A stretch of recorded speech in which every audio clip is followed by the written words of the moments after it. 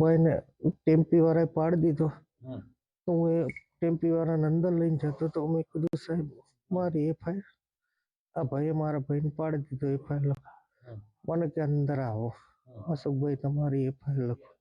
મને અંદર લઈ જાય ને બહુ માર્યો સાહેબ. એ 3-4 જણા પોલીસ વાળા હતા અંદર, નામ નહીં ઓળખતો હું. મને મારવા જ માંડી ગયા પણ હું પડી ગયો એકદમ બહાર આવીને.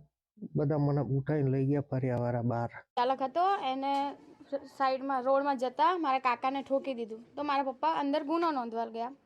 તો એમાં જેમ તેમ બોલવા માંડી ગયા. સાહેબ ડ્રિંક કરેલી હતી પોલીસવાળાએ અને જેમ તેમ બોલવા પણ માંડી ગયા અને અંદર ગયા ને ડાયરેક્ટ મારવા જ માંડી ગયા. અને એમાં એમને લેડીઝને બોલવાની તમીજ નથી. મને પણ જેમ તેમ ગારો બોલી ગયા છે. મને લાગી પણ ગયું છે. ક્યાં લાગ્યું તમને? મને અહીંયા માથા પર વાગ્યું છે. અચ્છા, દેખાય છે? બસ આયા મારા મોટા પપ્પા ને બધા. પછી એ લોકો નીકળી જ ગયા હતા ત્યાંથી. મારીને હા નીકળી જ ગયા હતા ત્યાંથી. પછી અમે મારા પપ્પાને હોસ્પિટલ લઈને ગયા.